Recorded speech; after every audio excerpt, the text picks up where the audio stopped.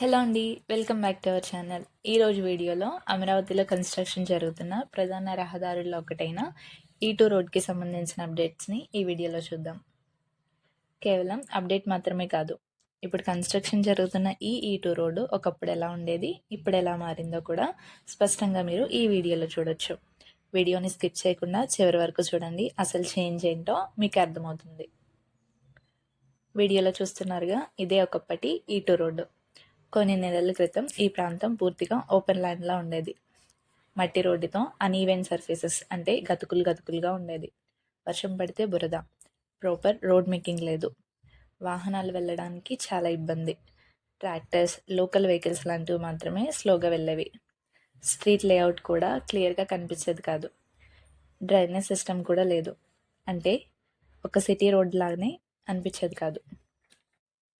ఒక temporary access రోడ్లా అయితే ఉండేది. ఇలా ఉన్న ఈ ప్లేస్ ఇప్పుడు ఎలా మారిందో మనం ఈ వీడియోలో చూడొచ్చు.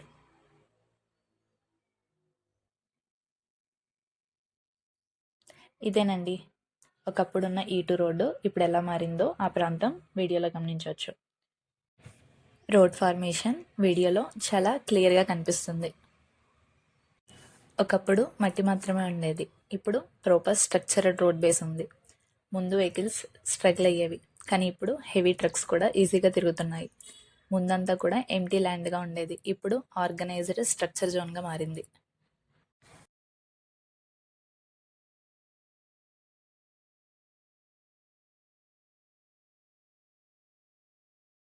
ఇంకిప్పుడు రోడ్కి సంబంధించిన కన్స్ట్రక్షన్ అప్డేట్ చూసుకుంటే, రోడ్ లెవెలింగ్ అనేది పూర్తయింది. సబ్ బేస్ మెటీరియల్స్ వేస్తున్నారు, అలాగే రోలర్స్ కంపాక్ట్ చేస్తున్నారు. సైడ్ డ్రైనేజ్ లైన్స్ కోసం వర్క్స్ జరుగుతున్నాయి. అలాగే సైట్లో హెవీ మిషనరీ ఉపయోగించి పనులైతే స్పీడ్గానే చేస్తున్నారు. వర్కర్స్ కూడా ఫుల్ స్వింగ్లో పనిచేస్తున్నారు. అలాగే రోడ్ విడ్త్ కూడా మనకి ఇప్పుడు క్లియర్గా కనిపిస్తుంది. సైడ్ వాక్ స్పేస్ కూడా విజిబుల్గా ఉంది. ఇంకా ఈ రోడ్ ఫ్యూచర్ డ్యూయల్ క్యారేజ్ వేగా షేప్ తీసుకుంటుంది, అంటే రెండు వైపులా వాహనాలు వెళ్ళే పెద్ద రోడ్గా అయితే తయారవుతుంది. లింగేపాలెం నుంచి అబ్బరాజుపాలెం వరకు సుమారు 4.49 కిలోమీటర్ల వేర వరకు ఈ రోడ్ నిర్మాణం అయితే జరుగుతుంది. ఇదంతా చూస్తుంటే ఫ్యూచర్ సిటీ ప్లానింగ్ ఎలా ఉందో అర్థమవుతుంది. E2 రోడ్డు ఫ్యూచర్ కనెక్టివిటీకి చాలా అవసరం. గవర్నమెంట్ జోన్స్కి అయితే ఈ రోడ్డు యాక్సెస్ అవుతుంది, అలాగే రెసిడెన్షియల్ జోన్స్కి కీలక కనెక్టివిటీని ఇస్తుంది. మెయిన్ మెటీరియల్స్ రోడ్స్కి కనెక్షన్గా కూడా మారుతుంది.